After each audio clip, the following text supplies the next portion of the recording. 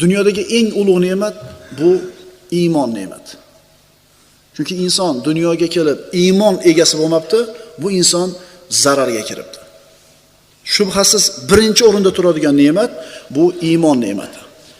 Endi undan keyingi o'rinda turadigan ne'mat bu tan sog'lik, sihat salomatlik, sog'lik ne'mati.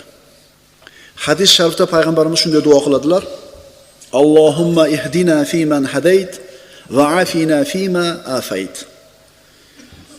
Imom Nasoiydan, Abu Dovud, Ahmad va Dorimiydan. Parvardigoro bizlarni hidoyat qilgan bandalaring qatorida hidoyat qilgin.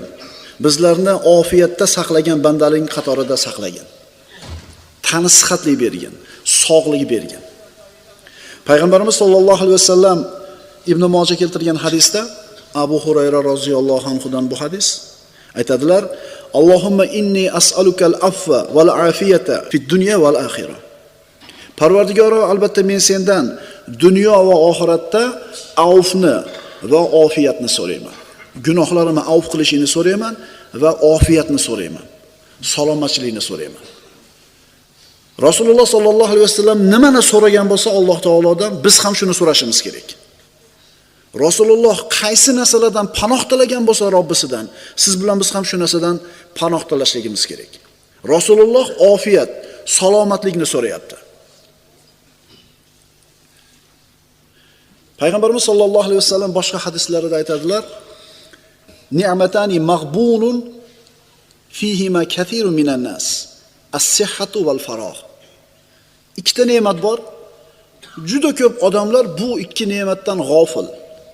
Shu ne'mat odamlarda bo'ladi, lekin buni bilishmaydi borligini. Bu sog'lik bilan bo'sh vaqt. Sog'lik bilan bo'sh vaqt. Inson sog'ligini qadriga qachon yetadi? Kasal bo'lganda. Tishingiz og'riydi, uxlamaysiz, voy tun shunaqa uzoqmi deysiz.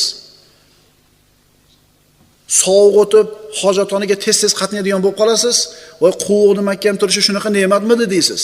Mana xususan qish kunlarida turibmiz. Sog'lik shunday ne'matki, u yo'q bo'lgandek bilinadi. Borligida ko'rinmaydi. Sog'lik ne'matini birodarlar boshqa moddiy ne'matlarga taqqoslaganda sog'lik ne'matini bir raqamiga o'xshatsa bo'ladi, qolgan moddiy ne'matlarini nolga o'xshatsa bo'ladi. Qanday qilib tushunamiz?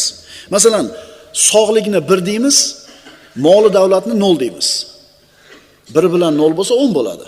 Demak, sog' bo'lib turib badavlat bo'lsangiz 10,